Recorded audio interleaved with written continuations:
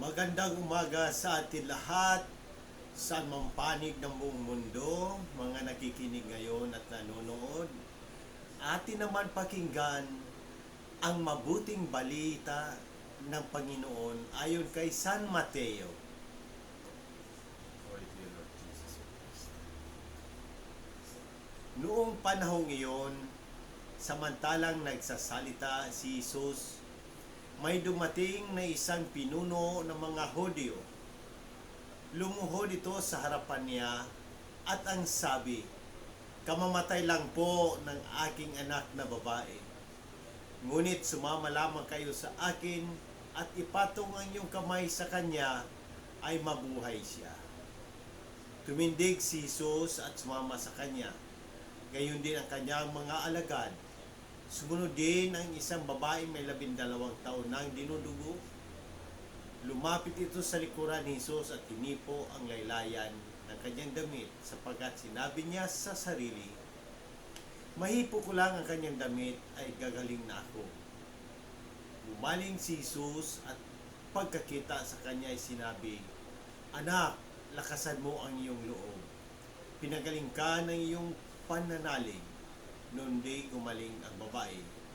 Nang dumating si Jesus sa bahay ng pinuno, nakita niya ang mga manunugtog ng flauta at ang maraming taong nagkakaingay.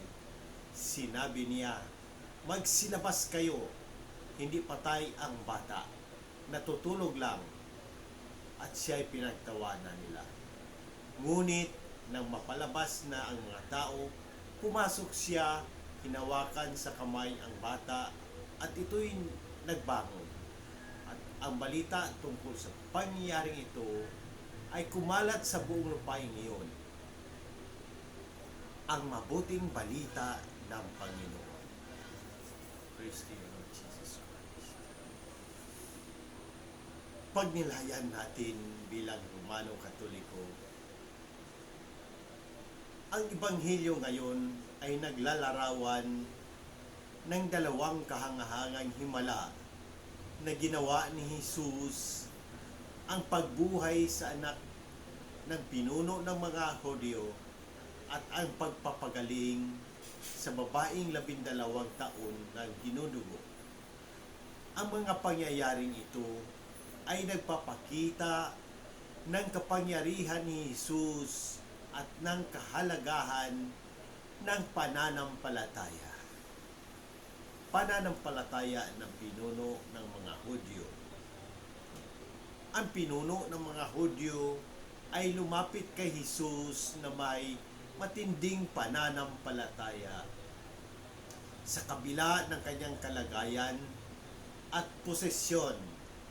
Ang kanyang kilos ng pagluhod at ang pakiusap na ipatong ni Jesus ang kanyang kamay sa kanyang anak ay nagpapakita ng malaking tiwala at pananalig na si Jesus ay may kakayahang magdala ng buhay mula sa kamatayan.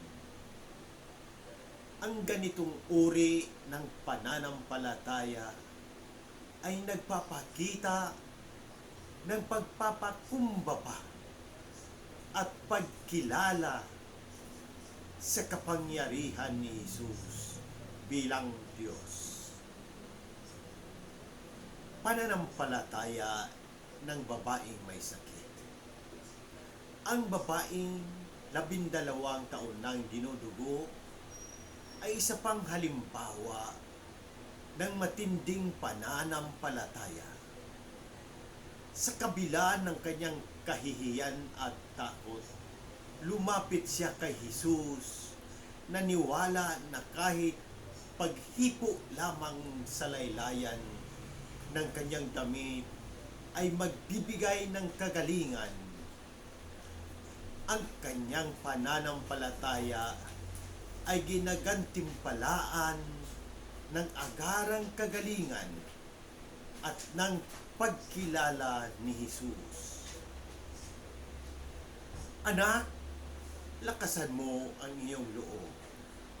Pinagaling ka ng inyong pananalig."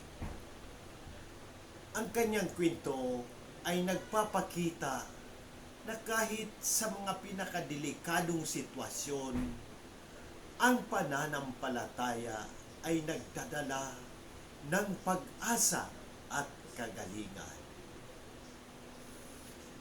Pagbangon ng anak ng pinuno. Nang dumating si Jesus sa bahay ng pinuno at nakita ang kaguluhan, ipinakita niya ang kanyang kapangyarihan sa pamamagitan ng pagtahimik sa mga tao at pagsabi na ang bata ay natutulog lamang. Ang kanyang salita at kilos ng paghawak sa kamay ng bata ay nagbigay ng buhay muli sa kanya. Ang tagpong ito ay nagpapakita ng kapangyarihan ni Jesus laban sa kamatayan at nagdala ng malaking pag-asa sa lahat ng naroroon.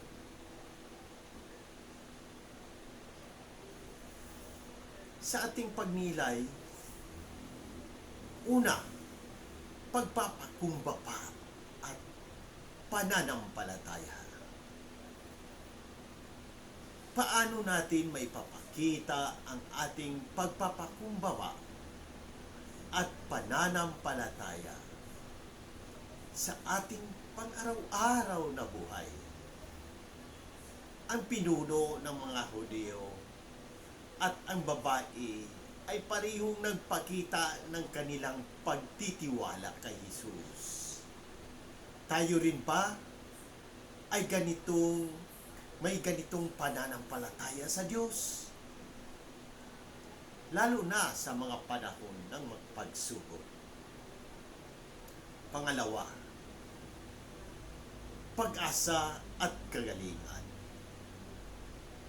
Mayroon bang mga pagkakataon sa ating buhay na naranasan natin ang kagalingan mula sa Diyos dahil sa ating pananampalataya? Paano natin maibabahagi ang mga kwentong ito ng pag-asa at kagalingan sa iba upang sila'y rin ay mapalakas ang loob at manalig sa Diyos? Pangatlo, kapangyarihan ni Jesus. Ang kapangyarihan ni Jesus ay hindi nagbabago. Siya ang nagbibigay ng buhay at kagalingan. Paano natin mapapanatili ang ating pananampalataya sa kanyang kapangyarihan? Sa kabila ng mga hamon at pagsubok na ating kinakaharap. Ang Ebanghelyo ngayon ay isang paalaala na ang ating pananampalataya ay may kapangyarihang magdala ng himala sa ating buhay.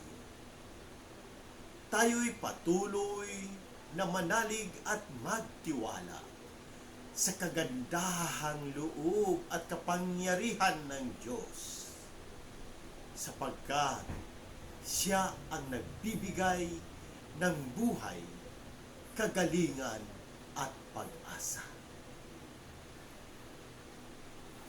Sa muli, hinihikayat ko ang lahat, Katoliko man o hindi, na magtanong at pagnilayan ang mensahe ng Ebanghelyo ito. Kung may katanungan kayo tungkol sa pananampalataya, ang ating simbahan o sa anumang aspeto ng ating buhay, bukas ang aking puso na sagutin ang mga ito. Sama-sama nating pagnilayan at pahalagahan ang habag at pag-ibig ng Diyos na ipapahayag ni Jesus sa Ebanghelyong ito. sa pamamagitan ng ating mga gawain at salita. Naway maging daluyan tayo ng habag at pagmamahal ng Diyos sa lahat ng tao. Amen.